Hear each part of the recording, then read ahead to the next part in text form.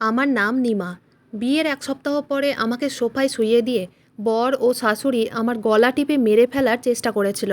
বিয়ের দিন প্রথম রাতে শাশুড়ি আমার কাছে এসে বলল, এই নাও মদের বোতল, আজ রাতে তোমাদের মদ্যপান করতে হবে। আমার তো শাশুড়ির কথা শুনে মাথা ঘুরে উঠেছিল, কারণ উনি নিজের হাতে বিয়ের প্রথম দিন রাতে আমাকে মদ খেতে বলেছিলেন। আমি তখন শাশুড়িকে বলেছিলাম, আপনি এটা কেমন কথা বলছেন? বিয়ের প্রথম দিন রাতে তো দুধ খাওয়ার নিয়মবিধি হয়। আমার শাশুড়ি তখন বলেছিল, আমাদের বাড়িতে দুধ খাওয়ানোর নিয়মবিধি নেই, কারণ আমরা অনেক বড় লোক এবং আমাদের বাড়িতে এই সব চলে। আমাদের বাড়ির এটাই প্রথা যে বিয়ের প্রথম দিন রাতে স্বামী স্ত্রী মদ্যপান করে নিজেদের বিবাহিত জীবন শুরু করবে। আমি তো জীবনে কখনো এরকম প্রথার ব্যাপারে কোনোদিন শুনিনি। তারপর আবার মনে হলো আমার শ্বশুরবাড়ির লোকেরা অনেক বড় লোক, তাই হয়তো তারা এই ধরনের শখ পূরণ করে। তারপর আমার শাশুড়ি নিজের হাতে করে আমাকে মদ্যপান করতে দিয়েছিল।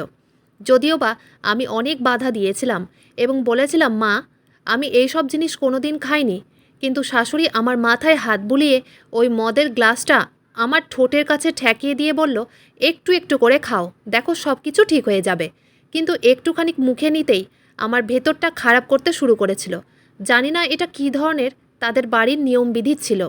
পরে যখন এই বাড়ির সত্যিটা জানতে পেরেছিলাম, তখন আমার শরীর থেকে প্রাণ বেরিয়ে যাওয়ার মতো অবস্থা হয়ে গেছিল, কারণ বিয়ের নাম করে আমার সঙ্গে ধোঁকা হয়েছিল।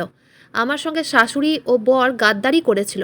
আসলে আমি গ্রামের খুব সহজ সরল মেয়ে ছিলাম, কিন্তু দেখতে ভীষণ সুন্দর ছিলাম। আমার বরের নাম সুমিত। আমি ২০ বছরের খুব সুন্দরী কুমারী মেয়ে ছিলাম। আসলে আমি ও আমার বর একই গ্রাম থেকে বিলং করতাম, কিন্তু আমার বরের ফ্যামিলি অনেক বছর আগেই শহরে শিফট হয়ে গেছিল এবং শহরে শিফট হয়ে যাওয়ার পরে তারা গ্রামের বাড়িতে আর আসতো না, তারা শহরেই থাকতো। আমার বাবা মা সুমিতের ব্যাপারে অনেক নাম শুনেছিল। সুমিত নাকি শহরের অনেক বড় কোম্পানিতে চাকরি করত এবং সে অনেক টাকার মালিক ছিল।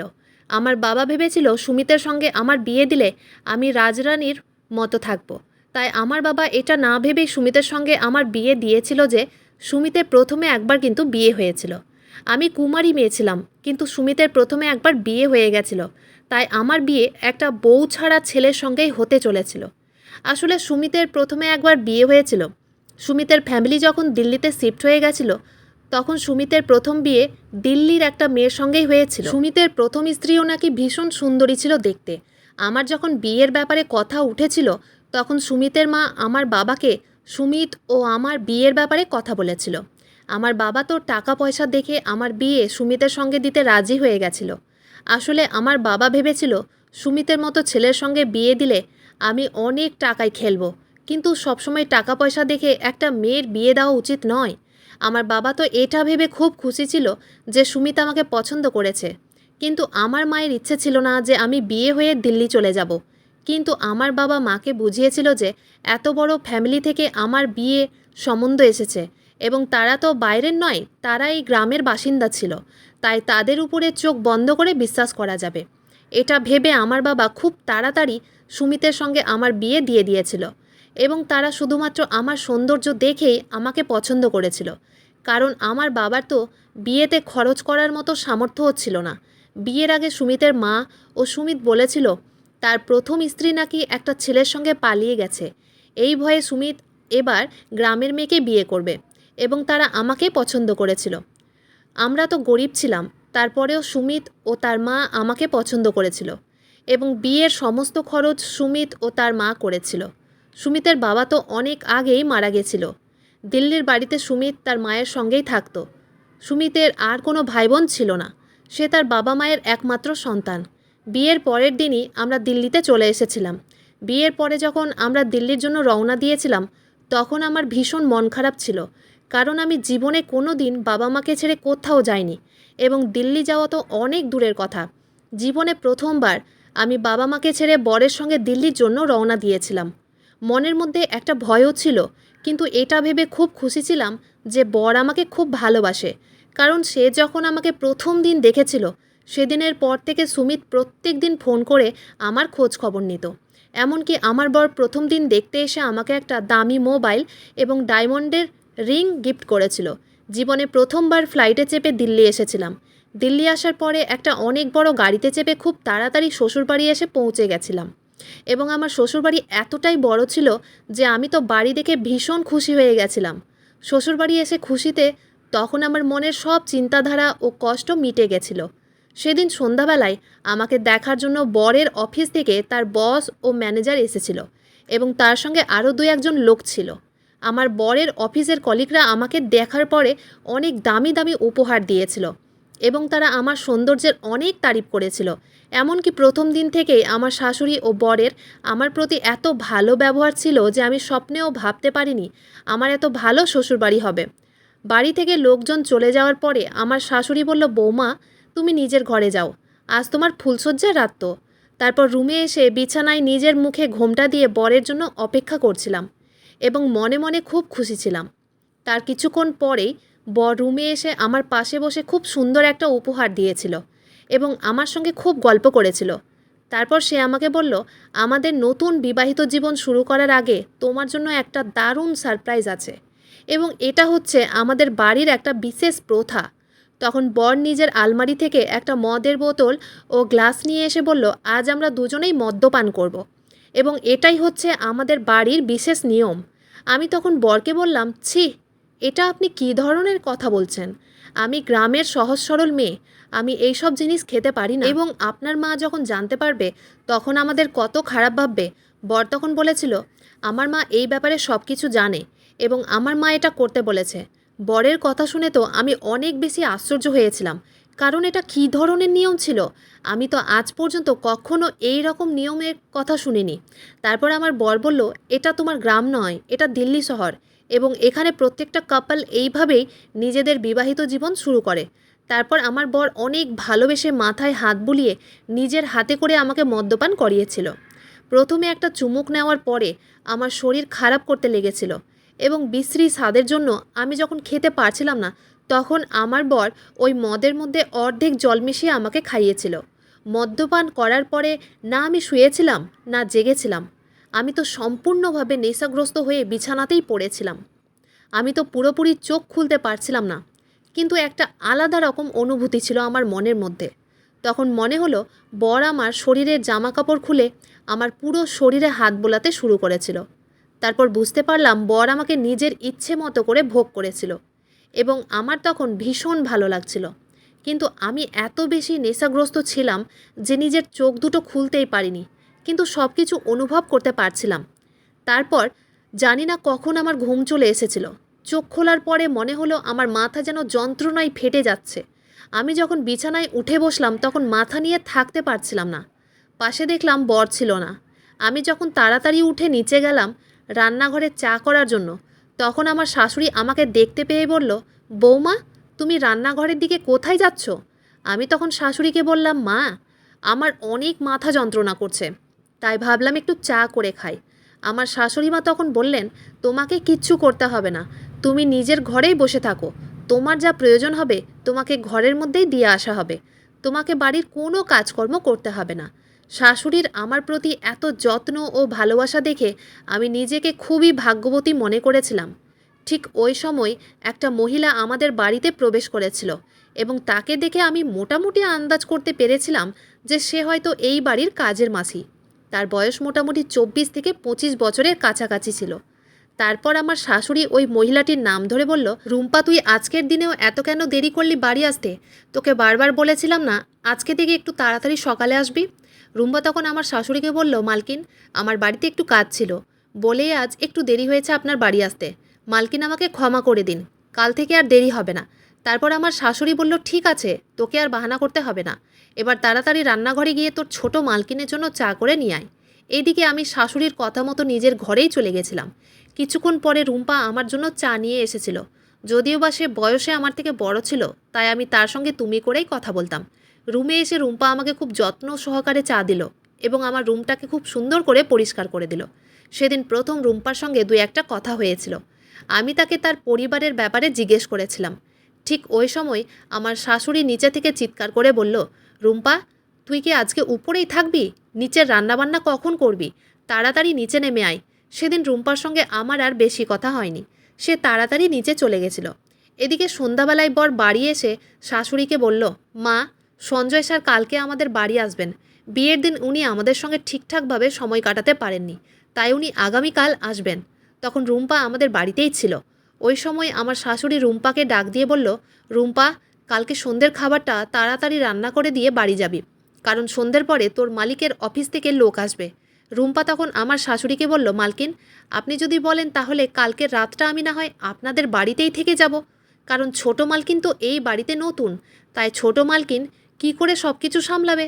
আমার শাশুড়ি তখন রুম্পাকে বলল, না না, তোকে রাত্রেবেলা আমাদের বাড়িতে থাকার কোনো দরকার নেই, তুই তাড়াতাড়ি রাতের খাবারটা রান্না করে বাড়ি চলে যাবি। ওই সময় শাশুড়ি আমার দিকে তাকিয়ে বলল, রুম্পা রান্না করে দিয়ে বাড়ি চলে যাবে, তারপরে বাকিটা তুমি সামলাতে পারবে তো? অফিসের লোকজনদের খাওয়াতে পারবে তো? আমি তখন অনেক খুশি হয়ে মাথা নাড়িয়ে শাশুড়িকে বলেছিলাম, হ্যাঁ মা, আমি সামলে নিতে পারবো। তারপর রাত্রিবেলা খাওয়া দাওয়া সেরে আমরা যে যার রুমে চলে গেছিলাম। সেদিন রাত্রিবেলা আবার আমার বর তার আলমারি থেকে মদের বোতল এবং দুটো গ্লাস নিয়ে এসে বলল, এসো, আজকে আমরা আবার মজা করব। আমি তখন বরকে বলেছিলাম, কালকে তো খেয়েছি, তাহলে আজকে আবার কেন খাবো? আমার ভীষণ কষ্ট হয় এটা খেতে। আমার বর তখন বলেছিল, এগুলো পরপর 7 দিন করতে হবে, আমাদের বাড়ির এটাই নিয়ম। বর আমাকে তার মিথ্যে ভালোবাসা ও মিষ্টি মিষ্টি কথা বলে আমাকে নিজের হাতে মদ্যপান করাতো। আমি খেতে চাইতাম না, তা সত্ত্বেও সে অনেক ভালোবেসে জোর করে আমাকে মদ খাওয়াতো। মদ খাওয়ার পরে সেদিন রাতের বেলা আবার আমি অনেক বেশি নেশাগ্রস্ত হয়ে পড়েছিলাম। না আমি ঘুমোতে পারছিলাম, না আমি চোখ খুলে কিছু দেখতে পারছিলাম, কিন্তু বুঝতে পারছিলাম বর আমার শরীরে জামা কাপড় খুলে আমাকে ভোগ করছিল। পরের দিন সকালবেলা যখন চোখ খুললাম তখন আমার মাথা এত বেশি ভারী ছিল যে আমি ঠিকঠাকভাবে হাঁটতেও পারছিলাম না। এমনকি সিঁড়ি দিয়ে নামার সময় আমি পা পিছলে নিচে পড়ে গেছিলাম এবং আমার কপাল কেটে গেছিল। ওই সময় শাশুড়ি আমার প্রতি যা ব্যবহার করেছিল সেটা দেখে তো ভয়ে আমার চোখ দুটো কপালে উঠে যাওয়ার মতো অবস্থা হয়ে গেছিল, কারণ উনি তো আমাকে অনেক ভালোবাসতেন। তাহলে সেদিন আমার পড়ে যাওয়ার পরে উনি কিভাবে আমার সঙ্গে এত খারাপ ব্যবহার করতে পেরেছিলেন? শুধু তাই নয়, উনি আমাকে কাজের মাসি রুম্পার সামনেই অপমান করেছিলেন। আসলে আমি যখন পা পিছলে পড়ে গেছিলাম তখন শাশুড়ি ছুটে এসে হাত ধরে তুলে আমার গালে একটা থাপ্পড় মেরে বললেন, তুমি কি চোখে অন্ধ নাকি? দেখতে পাও না সিঁড়ির নিচে জল পড়ে আছে? সিঁড়ি থেকে পড়ে গিয়ে নিজের চেহারাটাই খারাপ করে বসে থাকলে তো? ওই সময় কাজের মাসি রুম্পা সেখানেই দাঁড়িয়েছিল। তারপর আমার শাশুড়ি রুম্পাকে বলল, তুই কিভাবে বাড়ির কাজকর্ম করিস? সিঁড়ির নিচে জল পড়ে আছে, মুছিসনি কেন? আর এখন দাঁড়িয়ে আমার মুখের দিকে কি দেখছিস? বেরিয়ে যা আমার চোখের সামনে থেকে, যত সব। তারপর শাশুড়ি আমার দিকে তাকিয়ে বলল, তুমি এখানে দাঁড়িয়ে কি করছো? তাড়াতাড়ি উপরে গিয়ে তোমার এই কাটা জায়গায় মলম লাগাও। শাশুড়ির কথা শুনে সেদিন আমি অনেক কষ্ট পেয়েছিলাম, কারণ উনি তো আমাকে অনেক ভালোবাসতেন। তাহলে একটা সামান্য জিনিসের জন্য আমাকে কেন থাপ্পড় মেরেছিলেন? আমি তো কিছুই বুঝতে পারিনি। আমার শাশুড়ির এইরকম ভয়ঙ্কর রূপ দেখে আমি খুব ভয় পেয়েছিলাম। সেদিন আমার বর তাড়াতাড়ি বাড়ি ফিরে এসেছিল। আমি আর বরকে শাশুড়ির এই রকম ব্যবহারের কথা কিছুই বলিনি। সেদিন বর তাড়াতাড়ি বাড়ি ফিরে এসে আমাকে বলল, আজ তোমার জন্য তাড়াতাড়ি অফিস থেকে বাড়ি ফিরে এসেছি, কারণ আজ তোমাকে ঘুরতে নিয়ে যাব, তাই আজ তুমি খুব সুন্দরভাবে তৈরি হয়ে থাকবে। বর আমাকে ঘুরতে নিয়ে যাবে এই কথাটা শুনে আমি ভীষণ খুশি হয়ে গেছিলাম। তারপর সন্ধ্যাবেলায় সুন্দরভাবে তৈরি হয়ে আমি ও বর ঘুরতে বেরিয়েছিলাম এবং বর আমাকে একটা 5 স্টার হোটেলে নিয়ে গেছিল এবং বলেছিল, বিয়ের পরে তো আমরা কোথাও ঘুরতে যাইনি, তাই আজ আমরা এই হোটেলেই রাত কাটাবো। হোটেলটা এতটাই সুন্দর ছিল যে আমার মনটা একদম মুগ্ধ হয়ে গেছিল। আমি জীবনে কোনো দিন এত ভালো জায়গায় যাইনি, তাই এত বড় হোটেলে এসে আমি ভীষণ খুশি ছিলাম। সেদিন আমার বর আমাকে অনেক দামি দামি কাপড় চোপড় কিনে দিয়েছিল। হোটেলে আসার পরে আমি তো এটা দেখে খুব আশ্চর্য হয়েছিলাম যে আমার বর হোটেলের মধ্যেও মদের বোতল রেডি রেখেছিল। আমি তখন বরকে বলেছিলাম, এখানে এসব করার মানে কি? বর তখন বলেছিল, আজ তোমার জন্য এটা অর্ডার দিয়েছি, এটা বিদেশের মাল, এটা খেলে তোমার মনে যা আনন্দ ও ফুর্তি আসবে তুমি কল্পনাও করতে পারবে না, এবং এটার টেস্ট খুব ভালো, এটার দামও অনেক বেশি, যেহেতু এটা বিদেশি মাল। আমার ইচ্ছে না থাকা সত্ত্বেও বর সেদিনও অনেক ভালোবেসে জোর করে আমাকে মদপান করিয়েছিল। মদ্যপান করার পরে বর আমাকে আদর করতে শুরু করেছিল। তারপর জানি না কখন আমি শুয়ে পড়েছিলাম, কিন্তু সকালবেলা যখন আমি চোখ খুলে দেখলাম তখন আমার পায়ের তলা থেকে যেন মাটি সরে যাওয়ার মতো অবস্থা হলো, কারণ আমি তো বরের সঙ্গে হোটেলে ছিলাম। তাহলে আমি নিজের ঘরে কি করে এলাম? চোখ খুলে তাকাতেই বরের দিকে নজর গেল। সে তখন অফিস যাওয়ার জন্য রেডি হচ্ছিল। আমি তখন তাড়াতাড়ি উঠে বরকে জিজ্ঞেস করলাম, আমরা এখানে কি করে এলাম এবং কখন এলাম? আমরা তো হোটেলে ছিলাম। বর তখন বলল, সকালে আমাদের হোটেল ছাড়ার কথা ছিল, কিন্তু তুমি এমন ঘুম ঘুমোচ্ছিলে যে না পেরে তোমাকে ওই ঘুমন্ত অবস্থাতেই গাড়িতে বসিয়ে বাড়ি নিয়ে আসতে হয়েছে। শুধু তাই নয়, আমার মনে হয়েছিল সেদিন রাতের বেলা আমাদের হোটেলের রুমে আরও একজন লোক ছিল।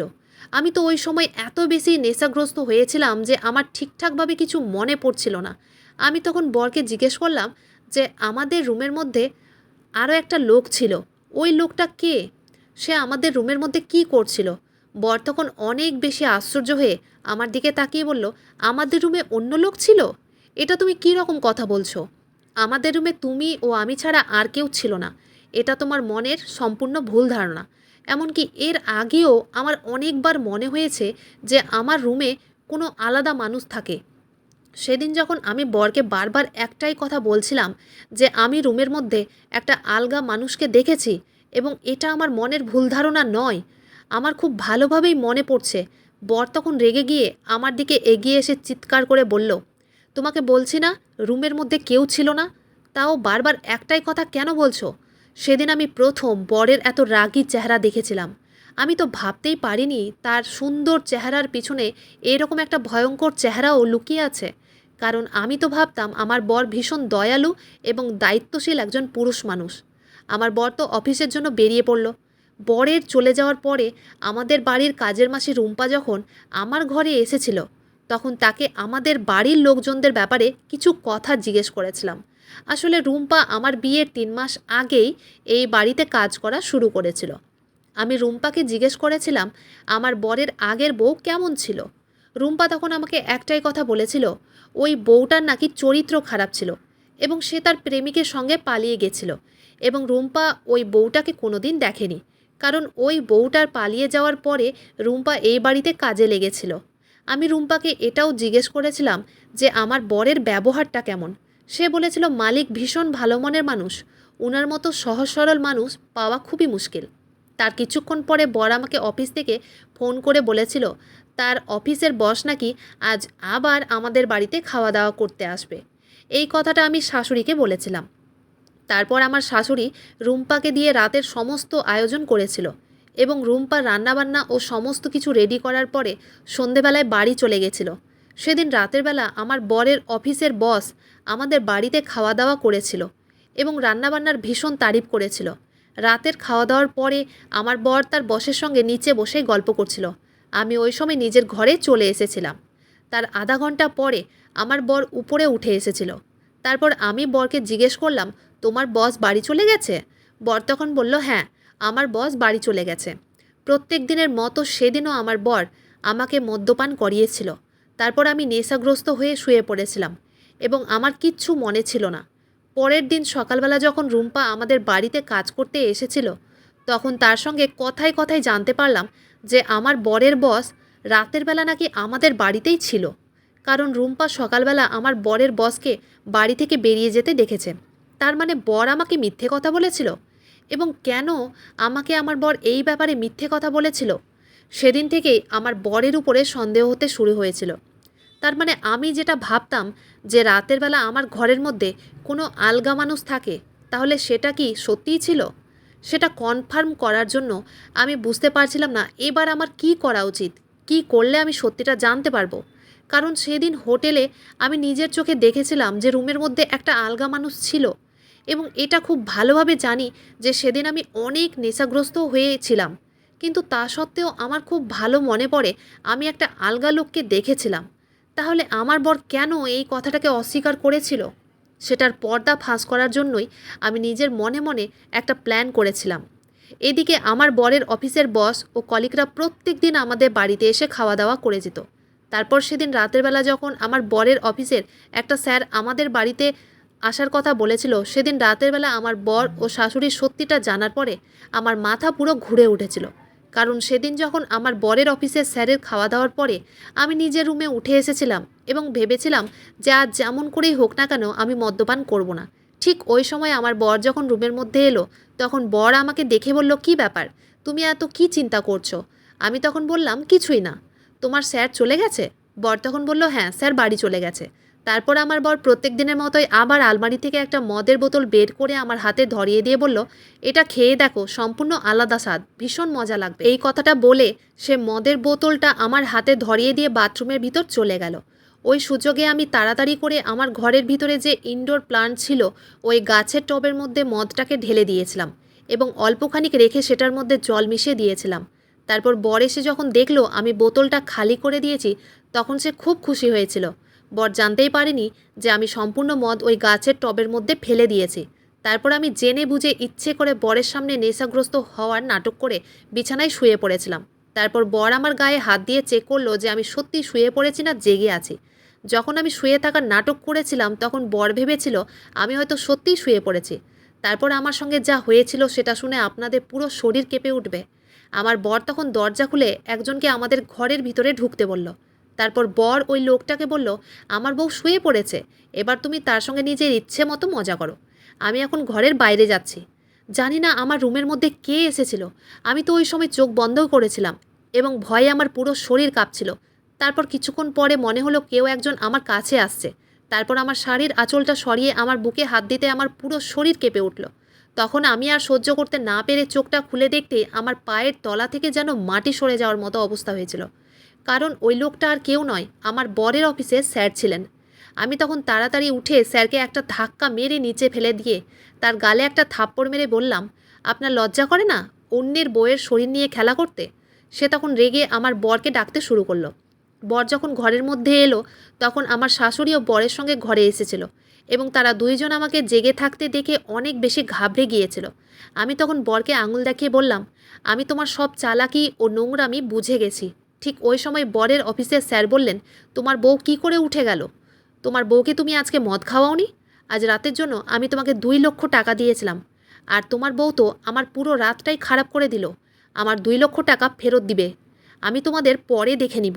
এই কথাটা বলে বরের অফিসের স্যার বাড়ি থেকে বেরিয়ে চলে গেছিল এবং ওই সময় আমার আর কোনো কিছু বুঝতে বাকি ছিল না।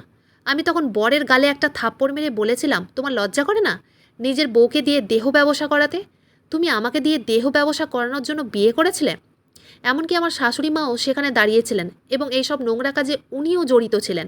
আমি তখন শাশুড়ি মাকে বললাম, আপনি নিজে একজন মহিলা হয়ে আমার সঙ্গে এত খারাপ কাজ কি করে করতে পারলেন? আমি আপনাদের ছাড়ব না। আপনারা আমার সঙ্গে অনেক অন্যায় কাজ করেছেন। আমি আপনার ও আপনার ছেলের নামে থানায় গিয়ে কেস করব। এই কথাটা বলে যখন আমি ওই রাতের অন্ধকারে বাড়ি থেকে বের হতেই যাচ্ছিলাম তখনই আমার শাশুড়ি আমার চুলের মুঠি ধরে বললেন, আমাদের নামে থানায় কেস করবি? তার আগে তোকে এই পৃথিবী থেকেই সরিয়ে দিব। ভেবেছিলাম তোকে দিয়ে অনেক টাকা ইনকাম করব, কিন্তু তুই তো আমাদের 1 মাসও ইনকাম করে দিলি না। এই 10 দিনের মধ্যে সব কিছু জানতে পেরে গেলি। তারপর শাশুড়ি বরকে বললেন, এই মেয়েটা যখন সব কিছু জানতে পেরেই গেছে তাহলে এরও ঠিক ওই রকম অবস্থা কর যেমন তোর আগের বউয়ের করেছিলিস।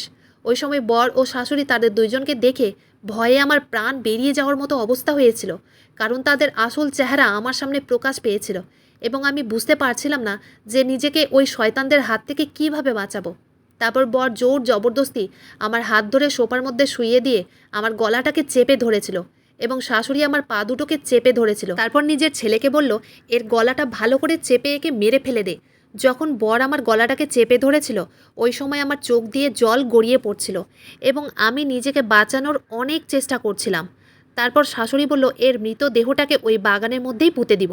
এমনকি আমার বর যখন আমার গলাটাকে চেপে ধরেছিল তখন আমাকে বলছিল, আমার আগের বউকেও এরকমভাবেই মেরে ফেলেছিলাম এবং এই বাগানের মধ্যেই তার মৃত দেহটাকে পুঁতে দিয়েছি, আর আজ পর্যন্ত কেউ জানতে পারেনি। ওই সময় তো আমার প্রাণ শরীর থেকে বেরোতে আর কিছুক্ষণ বাকি ছিল এবং আমি নিজের হাত পা ছাড়তে শুরু করে দিয়েছিলাম, কারণ তারা দুইজন মিলে আমাকে অনেক জোরে চেপে ধরেছিল। তাদের গায়ের শক্তির আগে আমার গায়ের শক্তি হার মেনে নিয়েছিল, কিন্তু তাও আমি নিজেকে বাঁচানোর জন্য অনেক চেষ্টা করেছিলাম। তারপর আমি ভেবেই নিয়েছিলাম যে আজ আমার জীবনের হয়তো শেষ দিন এবং আমি তাদের সত্যিটা হয়তো কাউকে আর বলতেও পারবো না। ঠিক ওই সময় আমাদের বাড়িতে পুলিশ এসে হাজির হলো এবং আমার বর ও শাশুড়িকে গ্রেপ্তার করলো। ও একজন লেডি কনস্টেবল তাড়াতাড়ি আমার হাত ধরে তুলে সোফার মধ্যে বসিয়ে জল খেতে দিল। ঠিক ওই সময় আমাদের বাড়ির কাজের মাসি রুম্পা আমাকে জড়িয়ে ধরে বলল, ছোট মালকিন, আপনার কিচ্ছু হয়নি, আপনি একদম ঠিক আছেন, আপনি একদম চিন্তা করবেন না, এই শয়তানদের তো জেল হবে। তারপর রুম্পা যখন আমাকে জড়িয়ে ধরেছিল তখন আমিও তাকে জড়িয়ে ধরে হাউমাউ করে কাঁদতে শুরু করেছিলাম। কারণ সেদিন রাতে একটুর জন্য আমি নিজের প্রাণ হারিয়ে দিতাম। রুম্পার জন্যই আমি নিজের জীবনটা ফিরে পেয়েছিলাম। আসলে সেদিন যখন সন্ধ্যাবেলায় রুম্পা খাবার দাবার রান্না করার পরে নিজের বাড়ি যাচ্ছিল, ঠিক ওই সময় আমার বর ও শাশুড়ির সব কথা শুনতে পেয়েছিল, যে তারা কিভাবে প্রত্যেক দিন একটা আলগা মানুষের কাছে লক্ষ লক্ষ টাকার বিনিময়ে আমার দেহটাকে বিক্রি করে। এমনকি রুম্পা এটাও শুনেছিল যে আমার বর তার আগের বউকে মেরে ফেলেছে এবং বাড়ির বাগানের মধ্যেই তার মৃত দেহটাকে পুঁতে দিয়েছে। এবং সেদিন তো রুম্পা নিজের বাড়িই যায়নি, কারণ তার সন্দেহ হয়েছিল আমার শাশুড়ি ও বরের উপরে। তাই সে আমাদের বাড়ির পেছন দিকেই লুকিয়েছিল। এবং সে যখন দেখেছিল যে আমি সব কিছু জানতে পেরেছি, তখনই রুম্পা পুলিশকে ফোন করে এখানে ডেকেছিল। এবং সে সব কিছু দাঁড়িয়ে দেখেছিল যে আমার শাশুড়ি ও বর কিভাবে আমাকে মেরে ফেলতে চেয়েছিল। শুধু তাই নয়, রুম্পা নিজের মোবাইলে সব কিছু রেকর্ড করে নিয়েছিল। ওই ভিডিওটা সে পুলিশকে দেখিয়েছিল। এবং রুম্পা যেহেতু একা ছিল, তাই সে জানতো যে সে একা আমার প্রাণ বাঁচাতে পারবে না। তাই পুলিশকে আগেই ফোন করে ডেকে নিয়েছিল। তারপর আমি বাবা মাকে ফোন করে সব কিছু বলেছিলাম। বাবা আমাকে দিল্লি শহর থেকে গ্রামের বাড়িতে নিয়ে গেছিল। এবং বাবা নিজের ভুল বুঝতে পেরেছিল যে খুব বেশি লোভ করতে গিয়ে সে আমার জীবনটাকেই নষ্ট করে দিয়েছে। কারণ বাবা শুধু টাকা পয়সা দেখে আমার বিয়ে দিয়েছিল, ওই ছেলেটার ব্যাপারে ভালো করে খোঁজ খবরই নেয়নি। আসলে এটা আমাদের মনের ভুল ধারণা যে টাকা থাকলেই সব কিছু হয়, এবং টাকা থাকলে যে ওই ব্যক্তিটাও মনের দিক দিয়ে ভালো হবে, সেটা কিন্তু ভুল ধারণা। একটা ধনী ব্যক্তির চেয়ে গরিব ব্যক্তির মনের দিক ও সততার দিক অনেক বেশি ভালো হয়। যেই বরেদের কাছে টাকা পয়সা কম থাকে কিন্তু ভালোবাসা অনেক থাকে, সেই বরের স্ত্রীরাই সুখে সংসার করতে পারে। ওই ঘটনাটা হতে 3 বছর হয়ে গেছে। আমি আর বিয়ে করতে চাইনি। আমি এখন বাবা মায়ের সঙ্গে গ্রামেই থাকি। এমনকি আমার মাঝে মধ্যে রুম্পার সঙ্গে ফোনেও কথা হয়। আজ আমি বেঁচে আছি শুধুমাত্র রুম্পার জন্যই। তাই আমি তার সঙ্গে আজও যোগাযোগ রেখেছি। মানুষ বেশি টাকা ইনকাম করার লোভে নিজেদের সম্পর্কটাকে শেষ করে দেয়। যেমন আমার বর একবারও ভাবেনি যে আমি তার অর্ধাঙ্গিনী। সে তো শুধুমাত্র দেহ ব্যবসা করানোর জন্য আমার মতো মেয়েকে বিয়ে করেছিল, এবং সে তার উচিত শাস্তিও পেয়ে গেছে। তাই আমার মতো আর অন্য কোনো মেয়ের জীবন সে আর নষ্ট করতে পারবে না।